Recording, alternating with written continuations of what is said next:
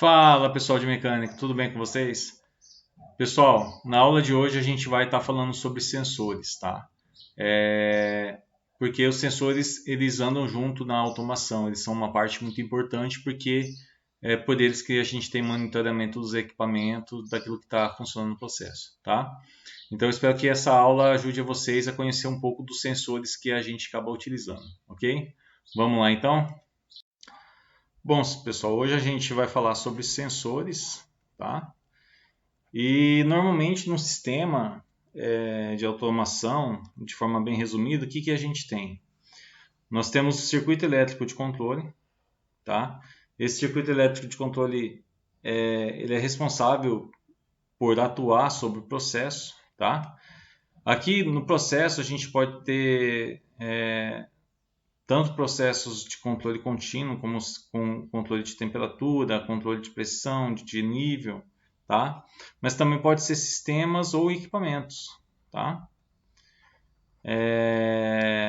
Então, o circuito elétrico de controle ele atua sobre o sistema, sobre o processo, sobre um equipamento, e aí os sensores eles nos retornam se aquilo que nós desejávamos aconteceu. Então, vou dar um exemplo de utilização de sensor sobre equipamento, tá? Então, imagina o seguinte, que você tem lá o seu cilindro e você quer saber se o seu cilindro está avançado, tá? Então, você tem aqui, eu vou desenhar uma válvula solenoide bem simples aqui. Vamos lá. Válvula solenoide 3 duas vias. 3 vias e 2 posições, ok? Então, o que acontece? Eu quero saber, né, na hora que eu mando acionar essa válvula aqui, eu quero saber se ela chegou no fim do curso dela. Então, eu posso colocar um sensor aqui no fim do curso para identificar que esse que esse atuador, que esse cilindro chegou ao final do curso. Então, o sensor que eu coloquei aqui para fazer essa verificação, né? Retorna informação para o meu circuito elétrico de controle. Meu circuito elétrico de controle vai atuar sobre o processo, né? No caso, sobre o equipamento. Né? O equipamento seria esse pistão aqui. Né? Então, o pistão ele estaria entrando, né, nessa parte de processo, né, de equipamento. Né? O sensor está informando se foi avançado ou não, e essa informação está retornando para o circuito elétrico de controle, que vai fazer esse pistão se movimentar. Tudo bem? Então, pessoal, um sensor de contato com acionamento mecânico, tá? Nós temos vários tipos de sensores de contato mecânico. Esse daqui é um tipo rolete escamoteável, né? Aqui você percebe que é um segundo jogo. Então, o escamoteável ele só é acionado em uma única direção. Na hora que o pistão retorna, não faz a identificação do acionamento, tá? Então, é bastante utilizado esse tipo de rolete. No caso, quando chega um equipamento ou alguma peça e toca sobre essa parte, né, faz com que essa mola seja acionada e lá dentro há a comutação do contato. Né? Então, normalmente você tem um comum, o contato normal fechado, contato normal aberto, e quando se encosta nele, ele muda a sua posição internamente. Na hora que soltou, devido à mola que você tem aqui, né, o joguinho interno de mola, faz ele retornar à posição inicial. Tá? O sensor de contato com acionamento mecânico, pessoal, se for possível evitar, seria bom. Tá? A maioria das situações se evita porque ele tem um desgaste maior devido ao seu acionamento. É claro que se está em um lugar que tem poucos acionamentos, não tem tanto sujeira, poeira, pode ser utilizado sem problema nenhum. Mas se há necessidade de estar acionando o tempo todo, não é a melhor indicação utilizar esse contato mecânico devido ao seu desgaste. O outro tipo de sensor que a gente tem é o sensor de contato com acionamento magnético, tá?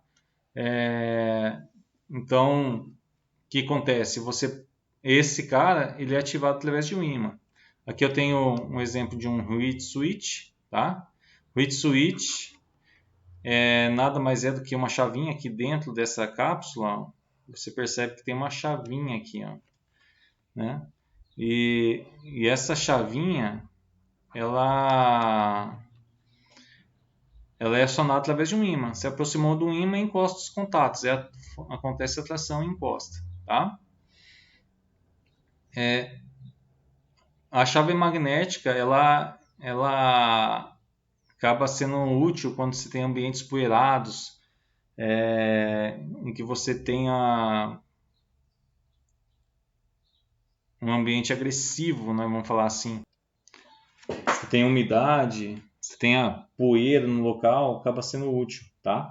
E também ela suporta uma quantidade maior de comutações. Se você tem que ter comutação várias vezes, essa chave acaba sendo melhor opção do que o acionamento mecânico, tá? Aqui nesse cilindro, nesse pistão aqui, pessoal, você percebe que a chave magnética ela está sendo utilizada para verificar quando o pistão está avançado ou recuado, né? Então, você acaba também economizando espaço, né, com esse tipo de sensor. Não precisa ter uma montagem mecânica aqui na frente para identificar que houve um avanço desse pistão, né? Essas chaves magnéticas já fazem essa identificação. Então, lá dentro, no êmbolo, você tem em torno do êmbolo, você tem um ímã, né? E esse ímã faz o acionamento dessas chavinhas que estão no corpo, tá? Uma diferença no símbolo do contato mecânico para o acionamento magnético é o que, pessoal? É que no magnético você vê que não tem uma bolinha preta aqui no meio. Já o contato mecânico tem uma bolinha preta pingada aqui, tá? Essa é a diferença. Magnético sem pontinha preta, mecânico tem essa pontinha preta aqui no meio dessa bolinha, tá? Para identificação dos sensores, tudo bem?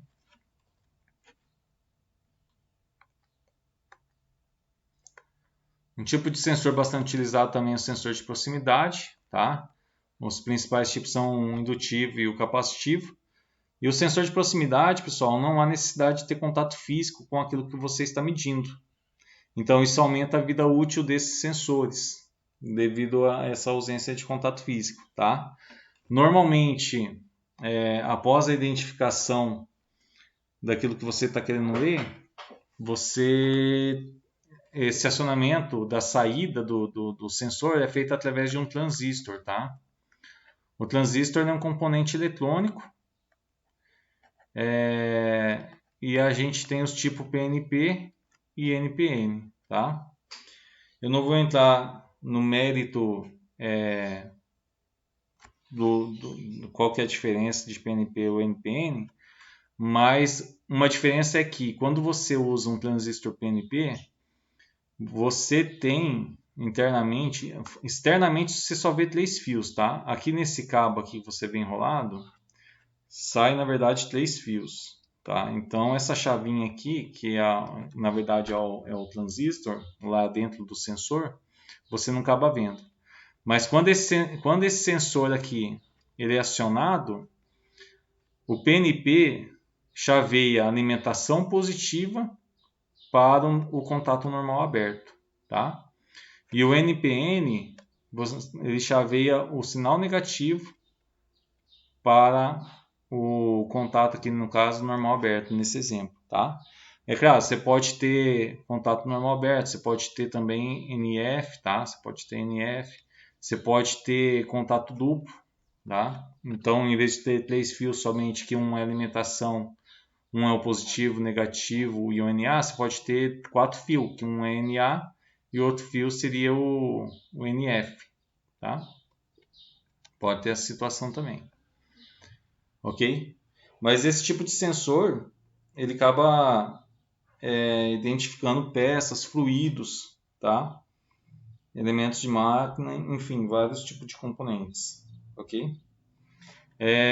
Quando você pega o sensor, tanto faz se indutivo ou capacitivo, até mesmo fotoelétrico, você repara aqui embaixo, pessoal, aqui embaixo vem uma descrição. Normalmente aqui embaixo vem essa descrição aqui, ó.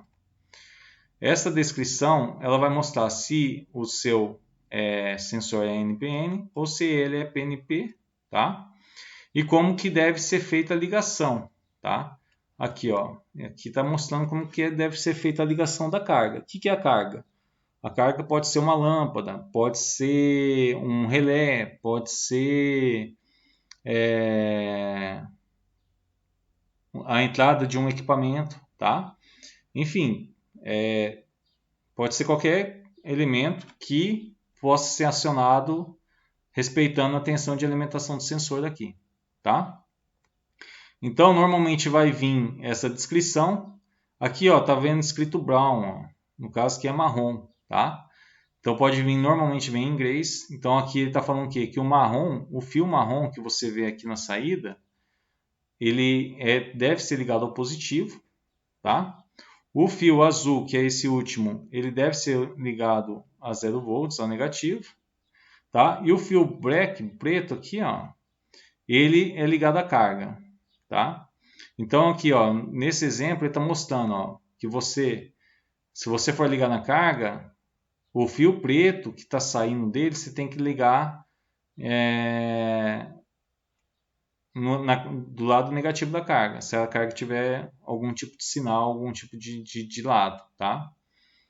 Essa é a forma que você deve ligar. Então um fio vai direto na carga pelo positivo e outro sai pelo fio preto, tá?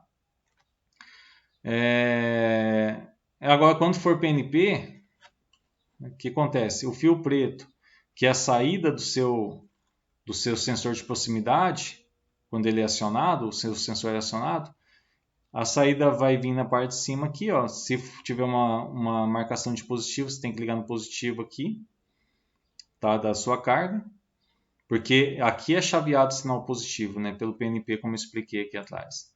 Então aqui é chaveado o sinal positivo na carga e o 0 volt se liga direto na sua carga, no seu elemento, na sua lâmpada, relé, o que for que você estiver acionando, tá? Beleza. Então, ainda em sensor de proximidade, pessoal, o indutivo, tá? Como que é o princípio de funcionamento dele? O sensor indutivo, ele identifica metais, tá? Então, o que acontece? Aqui está o circuito interno, tá? Do sensor indutivo. Então, aqui ele está mostrando uma parte de amplificação, uma parte de gatilho da pulsação aqui, tá? E está mostrando também um elemento que gera frequência para gerar o campo magnético. Então acontece, você tem uma alimentação aqui de uma bobina, tá? Numa alta frequência, tá? Então vai gerar um campo magnético de alta frequência, tá? Quando você coloca um pedaço de metal, tá? No meio desse campo magnético, o sensor lá dentro consegue identificar que houve uma alteração nessas linhas de campo magnético, tá? Então houve uma alteração.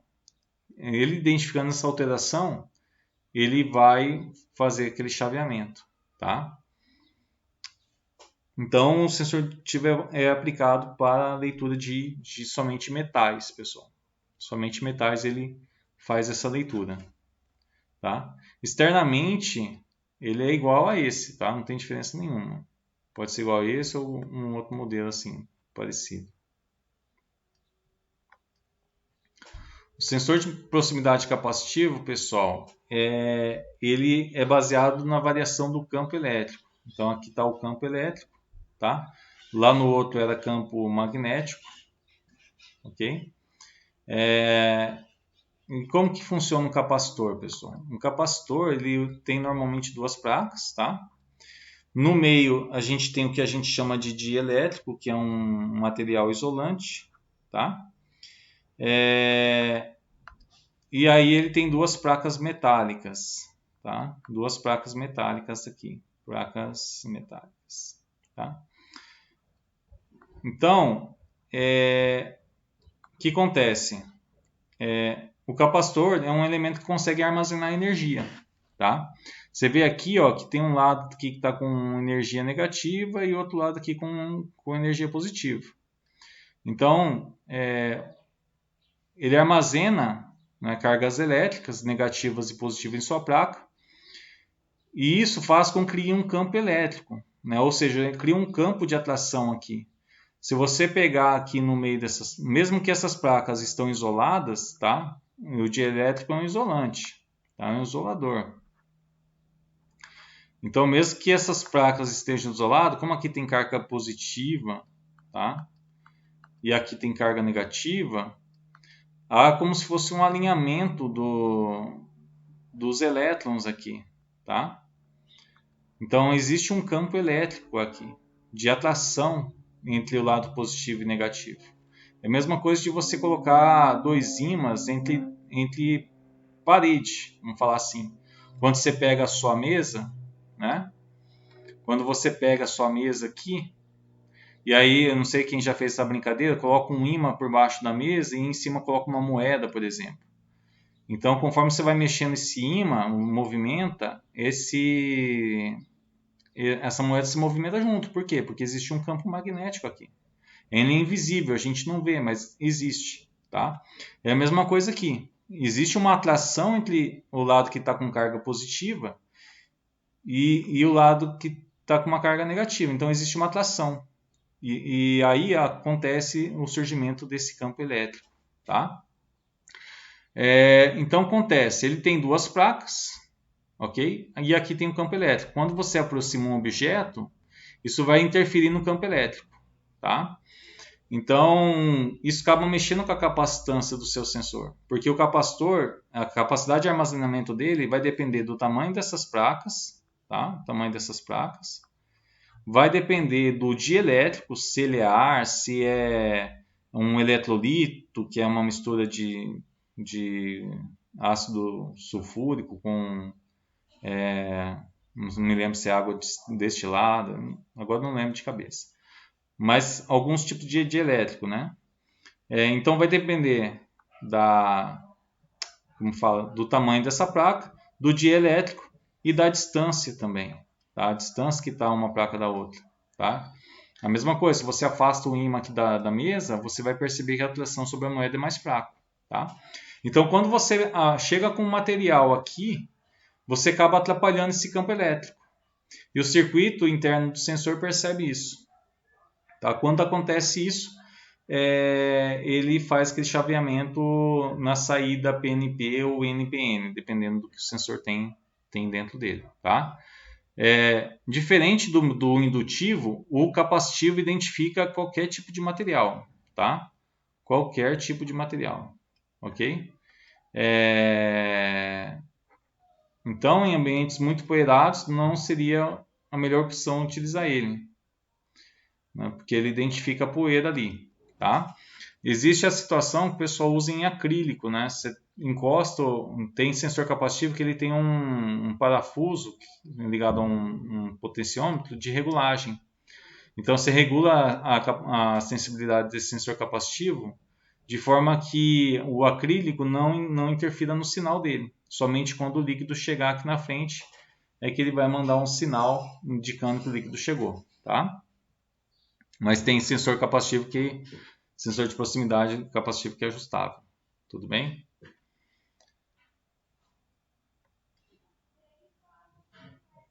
Então, tanto o indutivo como o capacitivo, tá? Que são basicamente, quando você pegar um corpo de um sensor capacitivo ou indutivo, não vai ter diferença no formato, ó, vai ser sempre esse daqui.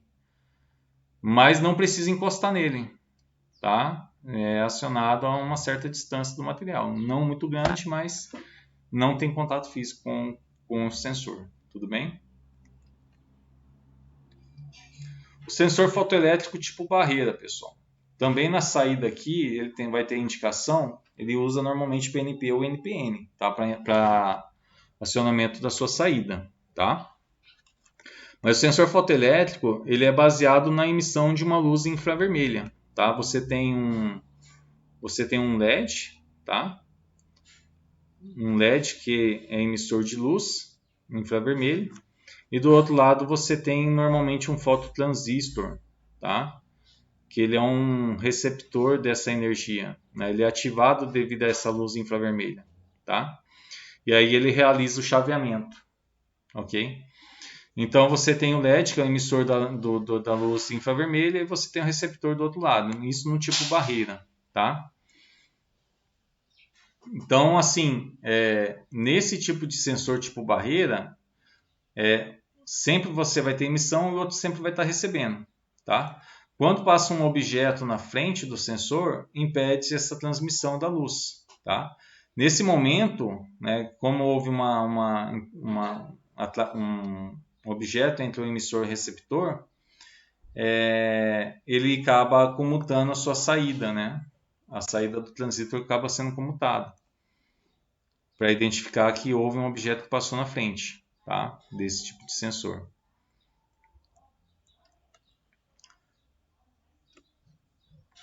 A gente também tem um sensor fotoelétrico, pessoal, difuso, tá? Sensor fotoelétrico difuso, que é esse primeiro modelinho aqui, qual que é a diferença em relação ao tipo barreira, né? O emissor, né? No barreira, o emissor e o receptor estão encapsulados em lugares diferentes. Agora no difuso, olha só que tem como se fossem dois olhinhos aqui, pessoal. No difuso, o emissor e o receptor estão no mesmo ponto. Então, nesse tipo de sensor, o receptor normalmente está desacionado, tá? Ele não está percebendo a luz ali. Mas quando passa um objeto na frente, aqui no caso passou uma mão, parte da luz retorna para o receptor, ele identifica que houve esse retorno e aí ele faz acionamento da sua saída, comutando a chavinha na sua saída, tá? A gente tem o retroreflexivo, tá? Que é o mesmo encapsulamento, receptor e emissor estão dentro do mesmo encapsulamento, só que quando ele não está acionado, esse sensor, quando ele não está acionado, devido à presença de um espelho, tá? Sempre a luz do emissor está sendo refletida para o receptor, tá? E quando entra um objeto, essa luz acaba diminuindo, acaba se tornando mais fraca, e aí o sensor identifica que houve um objeto que passou na frente, tá? Mandando um sinal para os seus contatos, fazendo a alteração do contato dele. Tudo bem?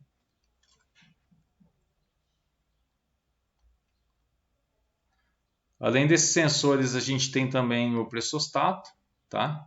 Que é uma chave acionada baseada na pressão, tá?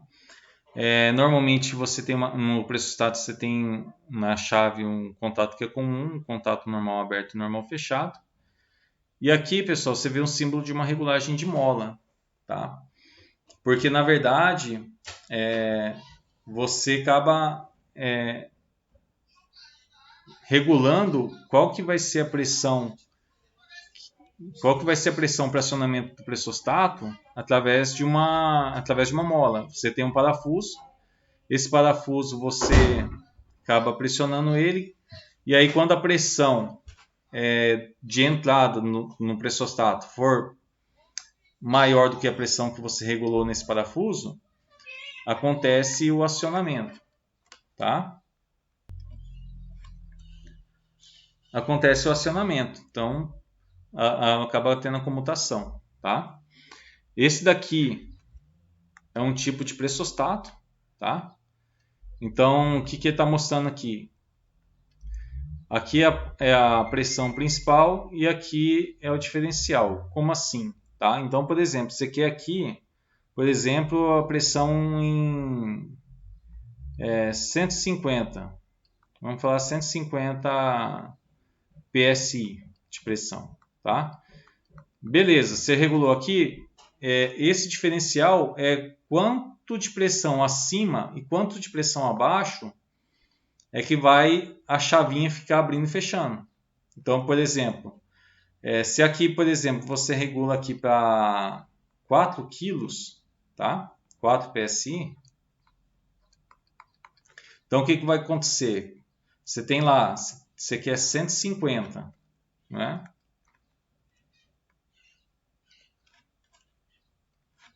Você quer 150 de pressão, mas você regulou o diferencial para 4, então tua chave ela vai somente acionar quando ela estiver em 154 e 146, tá? Então tua pressão vai estar variando dentro dessa faixa. Então quando chegar em 146, a chave é acionada, né? Aciona a chave. Realiza essa comutação aqui em cima.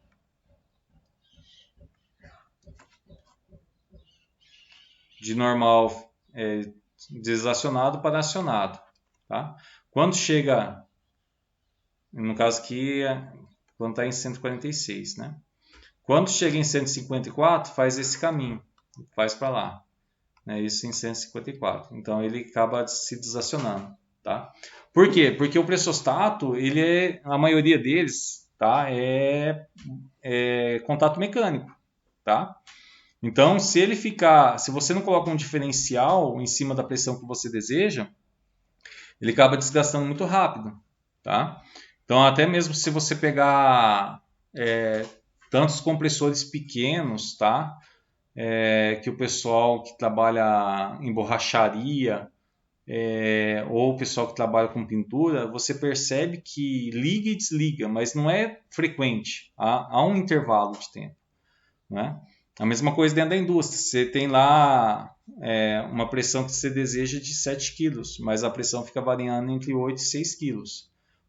Por quê? Porque se você coloca 7 quilos e essa chave fica batendo toda hora, o desgaste é muito grande. Tá? Você acaba perdendo o seu pressostato de forma rápida. Tudo bem?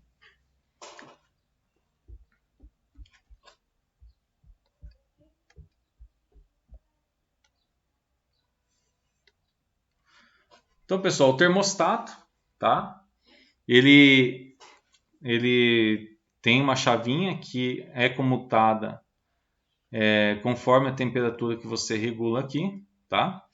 Esse é um modelo em que aqui o sensor, essa parte sensora junto com o capilar, elas são cheias de gás, tá? Esse é um modelo mecânico de termostato.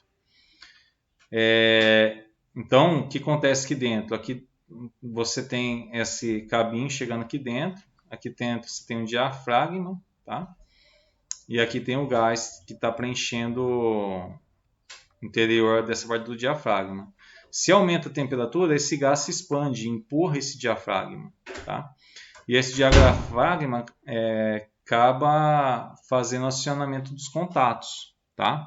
Então aqui, quando você faz a regulagem aqui em cima, você está mexendo uma mola internamente, tá? E é o mesmo esquema do pressostato. Quando a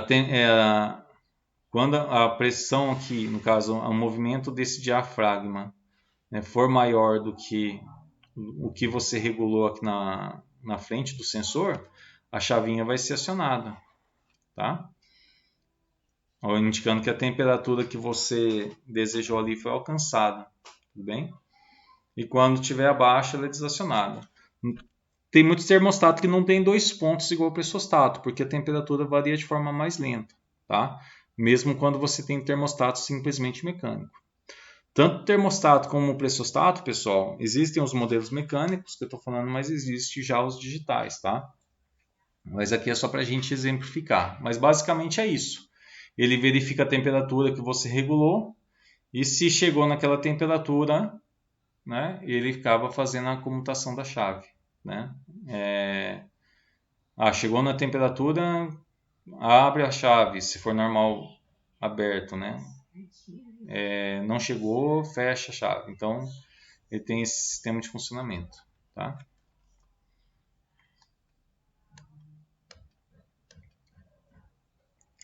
E aqui, pessoal, é um exercício que eu quero que vocês realizem, tá? Um exercício para vocês realizarem lá no Fluid Sim, tudo bem? Então vocês vão pegar, pode ser capacitivo, indutivo, não importa, tá? Vocês vão colocar um sensor indutivo para acionar uma solenoide, né? E a solenoide vai estar movimentando esse pistão aqui em cima, tá? Uma atividade bem simples, só para vocês irem treinando aí, tá? E aí, no caso aqui eu acabei esquecendo de desenhar lá, mas tem que ser um pistão com mola, senão não funciona. E aí você pressionando o sensor você consegue fazer os testes, ok?